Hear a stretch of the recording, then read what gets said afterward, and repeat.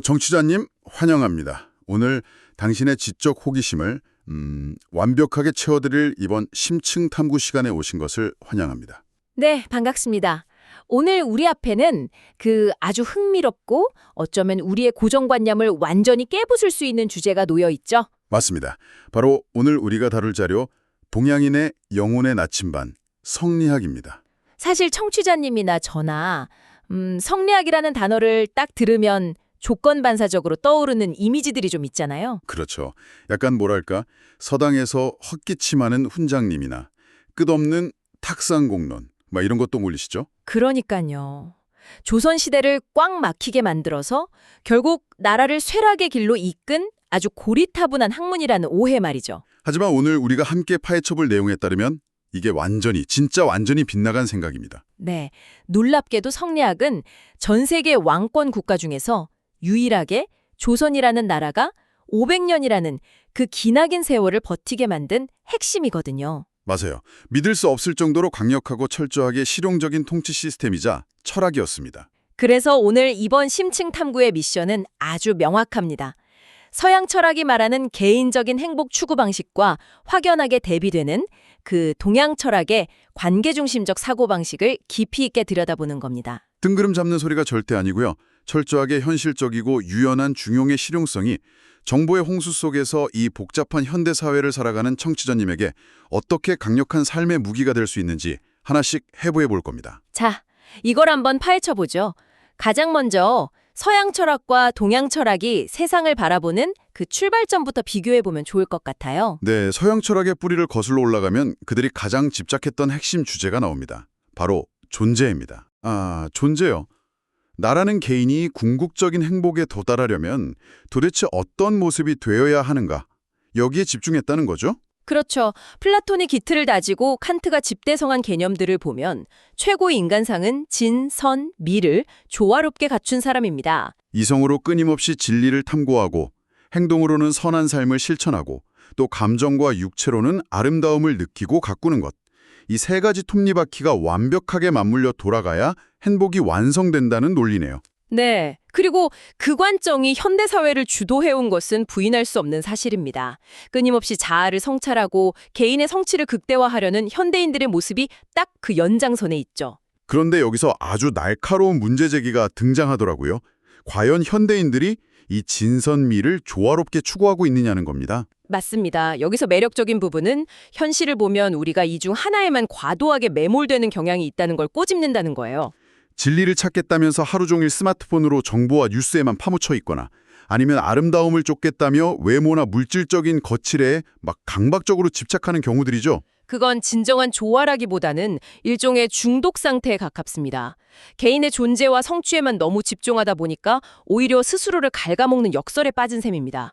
와, 바로 그 지점에서 동양 철학, 특히 성리학의 세계관이 빛을 발하는 것 같습니다. 성리학은 나라는 개인의 고립된 존재 그 자체보다는 나와 타인, 나와 사회, 나와 자연이 맺는 관계를 중심에 두잖아요. 정확합니다. 내가 어떤 존재인가를 묻기 전에 이 거대한 관계망 속에서 내가 지금 어떤 위치에 있고 어떤 역할을 해야 하는가를 먼저 파악하는 겁니다. 그리고 이 복잡한 관계망을 조화롭게 유지하기 위한 최고의 행동 지침으로 그 유명한 중용이 등장하죠. 네, 청취자님. 우리는 흔히 중용이라고 하면 이쪽 저쪽 눈치를 보면서 회색 분자처럼 중간에 딱 서 있는 것. 그러니까 적당히 타협하는 미지근한 태도라고 오해하기 쉽거든요. 저도 그렇게 생각했어요. 기계적인 반반무, 많이 약간 이런 느낌인 줄 알았는데 진짜 의미는 완전히 다르다면서요. 네, 중용의 한자를 제대로 풀어보면 그 진가가 드러납니다. 먼저 중은 단순히 가운데라는 뜻이 아니라 시중, 즉 시대와 상황에 정확히 들어맞는 완벽한 타이밍을 의미합니다. 타이밍요? 그럼 용은요? 용은 쓸모있다, 즉 철저한 실용성을 뜻하죠. 종합하자면 중용이란 지금 이 순간, 이 상황에서 가장 실용적이고 올바른 최선의 선택을 해내는 치열한 과정입니다. 그냥 가만히 중간에 서 있는 게 아니라 그때그때 최적의 해답을 찾아내는 아주 동적인 균형 감각이네요. 맞습니다. 자료에 아주 흥미로운 역사적 예시가 하나 나옵니다. 1900년대 초반에 제국주의 열강들이 막 전 세계를 짓밟던 시기가 있었죠? 네, 뼈아픈 역사죠. 그때 약소국 사람들에게 공산주의나 사회주의 같은 이념은 억압에 맞서 싸우기 위한 아주 강력하고 유용한 도구, 즉 훌륭한 쓰임새를 가진 사상이었습니다. 아, 그 시대상에서는 그게 시중이고 용이었던 거군요. 그렇죠. 하지만 2000년대를 살아가는 지금의 관점에서는 어떨까요? 지금은 민주주의와 자본주의가 사회를 굴러가게 하는 훨씬 더 적합한 시스템으로 쓰이고 있습니다. 그렇다고 지금 자본주의가 완벽한 정답이냐 하면 그건 또 아니잖아요. 극심한 빈부격차나 양극화 같은 거대한 한계에 부딪히고 있으니까요. 바로 그겁니다. 결국 절대적으로 옳고 영원불변한 완벽한 제도나 이념은 존재하지 않는다는 것.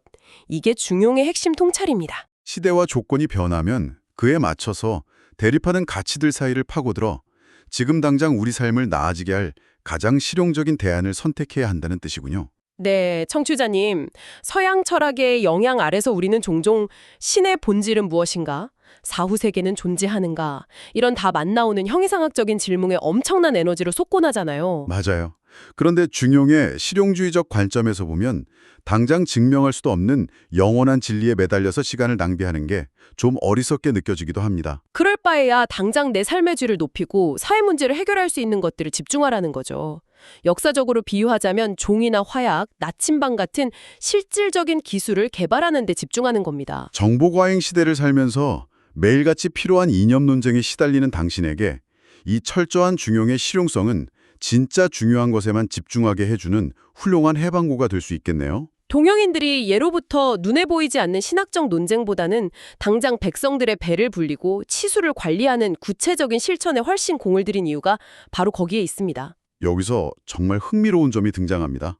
도대체 동양 철학은 어떻게 이런 지독할 만큼 철저한 현실주의와 관계지향적인 성격을 갖게 된 걸까요? 그 해답을 찾으려면 중국의 아주 먼 고대사, 특히 상나라라고도 불리는 은나라 시절로 거슬러 올라가야 합니다.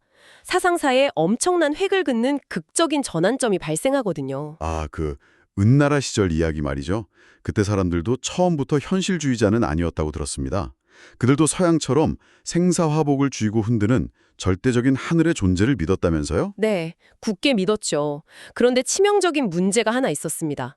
하늘은 결코 인간의 언어로 말을 하지 않는다는 겁니다. 그래서 신과 인간 사이를 연결해주겠다는 제사장들이 등장한 거군요. 맞습니다. 하늘이 침묵하니까 누군가 그 뜻을 해석해줘야 했고 제사장들이 그 막강한 권력을 독점하게 됩니다. 거북이 배딱지나 소 어깨뼈를 불에 달궈서 갈라지는 결을 보고 점을 쳤죠. 아, 그 불에 탄 뼈에 새겨진 기록들, 그게 나중에 우리가 아는 갑골 문자가 되는 거고요. 네, 이 제사장들이 자기들 입맛대로 하늘의 뜻을 조작하다가 점괘가 틀려서 전쟁에서 지기라도 하면 왕한테 처형당하기도 했습니다.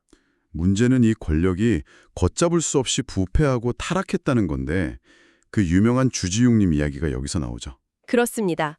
하늘의 뜻을 핑계로 제사를 지낸다면서 은나라 지배층은 상상을 초월하는 사치를 부렸습니다.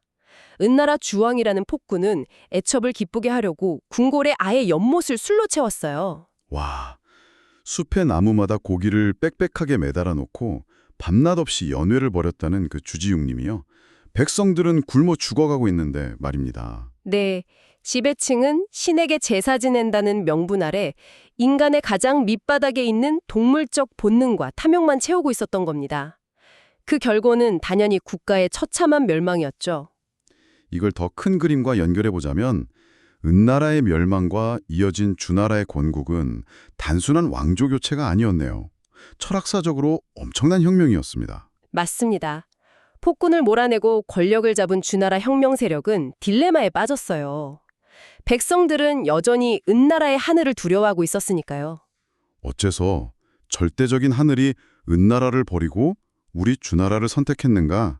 이걸 백성들에게 아주 명확하게 설명해야 했겠군요. 여기서 기가 막힌 논리가 등장합니다. 하늘이 마음을 바꾼 것은 변덕이 아니라 은나라 통치자에게 덕이 없었기 때문이다 라고 선언한 겁니다. 와, 하늘의 선택 기준이 도덕성이라는 엄청난 선언이네요. 맹목적인 제사가 아니라 지도자가 백성을 얼마나 조화롭게 다스리는가 하는 덕이 국가의 운명을 결정한다는 위대한 도약입니다. 신 중심에서 인간 중심으로 세계관이 바뀐 거죠. 서양의 신 개념과 동양의 하늘 개념이 영원히 결별하는 순간이기도 하네요.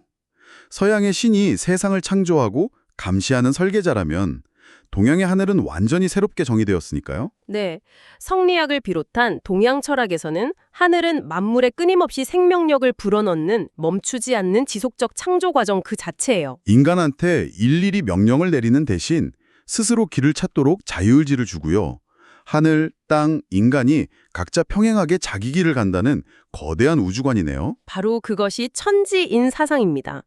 우리 선조들의 문화를 보면 이 천지인 사상이 시각적으로도 아주 아름답게 구현되어 있죠. 맞아요. 태극기의 건곤감리나 한글의 모음원리도 다 천지인이 바탕이잖아요. 네. 그리고 제단을 쌓을 때도 하늘을 위해서는 둥글고 높은 만이산 첨성단을, 인간의 뿌리인 조상을 모시기 위해서는 장엄한 종묘를 지었습니다. 먹거리를 내어주는 고마운 땅과 자연을 위해서는 평평한 사직단을 만들었고요. 절대자의 지배가 아니라 각자의 영역에서 톱니바퀴처럼 조화롭게 맞물려 돌아가는 시스템이네요. 자, 그럼 여기서 청취자님은 아주 핵심적인 의문을 하나 가지실 수 있습니다. 하늘이 구체적인 명령도 안 하고 평행하게 자기 길을 간다면 우리 인간은 도대체 무엇을 기준으로 살아가야 하는가? 십계명 같은 게 없다면 도대체 우리의 도덕적 잣대는 어디서 찾아야 하는 질문이군요. 바로 여기서 성리학이 인간의 내면을 현미경처럼 들여다본 분석이 등장합니다. 성리학은 우주와 자연을 움직이는 보이지 않는 거대한 원리를 리라고 부르고 물질적인 기초를 기라고 정의했습니다. 아, 리와 기, 그걸 인간의 본성에 대입해 본 거군요. 인간이 태어날 때부터 가지는 식욕, 수면욕 같은 오욕과 기쁨, 슬픔 같은 칠정을 합쳐서 오욕칠정이라고 하잖아요. 네, 이것은 생명 유지를 위해 반드시 필요한 동력, 즉 기에 해당합니다. 생물학적인 동물의 본능과 다를 바가 없죠. 하지만 인간의 내면 깊은 곳에는 이 본능을 통제할 수 있는 우주의 도덕적 이치, 즉 리가 깃들어 있는데 그게 바로 인의의 예지라는 거죠. 네, 아프리카 초원의 사자와 인간을 비교해보면 아주 명확해집니다. 사자는 먹이를 잡으면 철저하게 자기 배부터 채웁니다. 완전히 배가 불러야 자리를 내어주죠. 동물적 본능, 기에 충실한 상태입니다. 반면에 인간은 눈앞에 맛있는 게 있으면 당장 내가 배가 고파도 약한 사람이나 사랑하는 사람들과 나누어 먹으려는 마음이 먼저 들잖아요. 본능을 억누르고 배려하려는 마음, 그것이 바로 짐승과 인간을 구분짓는 인의 예지가 발현된 모습입니다. 냉자는 이 인의 예지가 인간의 마음속에 네 가지 씨앗의 형태로 이미 존재한다고 봤죠. 측은지심, 수호지심, 사양지심, 시비지심, 이 4단 말입니다. 네, 저는 이 네 가지 중에서 현대사회를 살아가는 청취자님에게 가장 강렬하게 와닿을 개념이 바로 수호지심이라고 생각합니다. 나의 잘못을 부끄러워하고 사회의 불의에 분노할 줄 아는 마음이요. 요즘 뉴스를 보면 억울한 죽음이나 불의를 보고도 내 알 바 아니다 라며 냉소하는 분들이 참 많잖아요. 성리학의 준엄한 기준에서 보면 불의에 분노하지 못하고 부끄러움을 잃어버린 사람은 이성을 잃고 오욕칠정에만 끌려다니는 짐승의 본능에 머물러 있는 소인에 불과합니다. 아주 뼈아픈 일침이죠. 이 복잡한 인해예지라는 개념을 우리에게 익숙한 단 2글자로 압축하면 바로 양심이 되는 거네요. 한 글자로 줄이면 통치자의 조건이었던 덕이 되고요. 여기서 동양과 서양이 이 양심에 어떻게 다르게 접근했는지 비교해보는 것도 재미있습니다. 칸트는 내 마음속에는 도덕 법칙이 있다고 극찬했죠. 하지만 서양의 전통적인 종교 관점에서는 그 양심을 신이 인간 마음속에 새겨놓은 율법으로 해석하는 경향이 컸잖아요. 외부의 절대자가 주입했다고 본 거죠. 반면에 성리학에서는 양심을 철저하게 인간 스스로가 내면을 갈고 닦아서 끄집어내야 하는 자율적인 빛으로 보았습니다. 신의 심판이 두려워서가 아니라 인간의 존엄성을 스스로 지키기 위해서요. 그 자율적인 양심이 무엇인지 완벽하게 보여주는 2007년 한국철도공사 실화가 떠오릅니다. 어떤 시민이 10수년 전 무임승차를 반성하며 당시 요금의 30배인 39,000원을 익명으로 보냈던 사건이요. 누군가 감시해서도 지옥불에 떨어질까 두려워서가 아니었죠. 과거 자신의 행동을 스스로 부끄러워하는 내면의 수호지심, 그 순수한 양심의 소리에 귀 기울였기 때문입니다. 외부의 강제력 없이 스스로 도덕적 주체가 되는 것. 이것이 성리학이 꿈꿨던 이상적인 인간상이군요. 이는 아주 중요한 질문을 던집니다. 그렇다면 이 훌륭한 본성인 양심은 가만히 놔두면 저절로 싹을 틔울까요? 성리학의 대답은 단호하게 아니다 이게군요. 맞습니다. 짐승의 본능은 안 배워도 발현되지만 양심은 오직 의식적이고 끊임없는 교육을 통해서만 세상 밖으로 끌어낼 수 있습니다. 아, 논어 첫 구절에 배우고 때때로 익히면 또한 기쁘지 아니한과. 이게 그냥 책상에 앉아서 공부 열심히 하라는 잔소리가 아니었네요. 교육과 수양을 통해 짐승의 본능에서 벗어나 고귀한 본성을 깨우는 과정, 그 자체가 인간 최고의 환희라는 엄청난 선언이죠. 그럼 청취자님, 이렇게 깨어난 양심은 구체적으로 어디서부터 발현될까요? 이 최소 단위의 관계망이 바로 가정이고 여기서 효라는 가치가 탄생하죠. 네, 동양의 법체계에서 부모 자식 간에 중대한 죄를 지어 서로 숨겨주더라도 범인익죄 예외 조항을 두는 이유가 바로 천륜을 인간성의 가장 밑바탕으로 존중했기 때문입니다. 이 가정에서 길러진 양심이 사회로 가면 배려와 존중의 이해가 되고 마침내 국가라는 거대한 시스템과 맺는 관계인 충으로 확장되잖아요. 그래서 이게 다 무슨 의미일까요? 우리는 충성을 맹목적인 복종으로 오해하지만 성리학의 충은 다릅니다. 충자를 보면 가운데 중자 밑에 마음 심자가 있죠. 내 마음 한가운데에 진정한 양심을 굳건히 품는다는 뜻이군요. 진정한 충성은 권력자에게 무조건 따르는 게 아니라 군주가 양심을 잃지 않고 덕치를 펼치도록 옆에서 조언하고 올바른 길로 돕는 적극적인 행위입니다. 여기서 엄청난 사상적 반전이 일어납니다. 만약 지도자가 양심을 내다버리고 백성의 고열을 짜낸다면 어떻게 해야 할까요? 가만히 엎드려 견디는 게 아닙니다. 당장 그 부패한 권력자를 끌어내리는 것이야말로 국가와 백성을 향한 진정한 충입니다. 맹자의 역성혁명론이 여기서 폭발하죠. 와, 순종적인 노예 철학이 아니라 권력을 뒤엎을 수 있는 무시무시한 혁명의 불씨를 품은 실천적 사상이었네요. 이 혁명성과 실용성이 궁극적으로 지향하는 목적지는 죽어서 가는 천국이 아닙니다. 현실 세계의 모든 생명체가 조화롭게 살아가는 만물 유건, 즉 현세의 지상천국을 만드는 겁니다. 철저하게 지금, 여기, 현실에 집중한다. 이 대목에서 공자님의 재미있는 일화가 떠올라요. 50세에 하늘의 뜻을 알았다는 지천명을 선언하시고는 제자들한테 그게 뭔지 속 시원하게 설명을 안 해주셨죠. 제자들이 죽으면 천국 가는지 사후세계를 묻자 공자님이 호통을 치십니다. 사는 것도 다 깨우치지 못했는데 죽고 나서의 일을 어찌 알겠느냐 하고 말이죠. 귀신은 어떻게 모셔야 하냐고 또 물으니까 눈앞에 살아 숨쉬는 사람조차 제대로 못 섬기는데 무슨 귀신이냐며 언성을 높이시고요. 하늘이 대체 뭐라고 말했냐고 따지니까 쐐기를 박으시죠. 네, 봄이 오고 겨울이 오며 만물이 소생할 뿐 하늘이 입 열고 말하는 거 본 적 있냐? 하늘이 말한다고 떠드는 자들은 다 사입이다. 이렇게 단호하게 선언하십니다. 지천명이 무슨 초자연적인 신비주의가 아니었네요. 하늘의 뜻이란 언어가 아니라 우주의 조화로운 순환 규칙 자체였군요. 맞습니다. 사후세계를 두려워하며 허송세월하지 말고 내 안의 양심을 나침반 삼아 지금 발딛고선 이 현실에서 치열하게 실천하라는 준엄한 명령이었습니다. 자, 청취자님, 긴 심층 탐구를 마무리할 시간입니다. 성리학은 낡고 고리타분한 억압의 도구가 아니라 철저하게 현실적이고 관계지향적이며 양심을 따라 조화로운 세상을 만들려는 정교한 설계도였습니다. 절대 불변의 정답을 강요하는 대신 시대와 상황에 맞는 실용적인 해답을 찾는 중용의 철학이죠. 사람들이 파편화되고 불안한 오늘날일수록 나와 타인이 공존하는 이 관계의 철학이 큰 울림을 줍니다. 그래서 오늘 청취자님께 새로운 각도의 도발적인 질문을 하나 던지며 인사드리려고 합니다. 성리학에 따르면 진짜 중요한 건 보이지 않는 형이상학적 논쟁이 아니라 지금 내 곁의 사람들과의 관계, 그리고 양심의 소리입니다. 맞습니다. 청취자님. 당신이 현재 불필요하게 에너지를 쏟고 있는 실체 없는 불안이나 쓸데없는 걱정은 무엇인가요? 오늘 당장 그 형이상학적인 걱정을 하나 내려놓고 주변 누군가와 더 나은 관계를 맺기 위해 실천할 수 있는 중용의 행동이 무엇일지 꼭 한번 고민해 보시길 바랍니다. 인공지능이 소통을 대신하는 시대에 부당함에 분노하고 타인을 배려하는 그 양심이야말로 우리를 기계와 구분짓는 마지막 보루일지도 모르니까요. 저희는 다음 심층 탐구에서 당신의 뇌를 깨울 더 놀라운 지식의 연결고리를 들고 다시 찾아오겠습니다. 함께해 주셔서 감사합니다.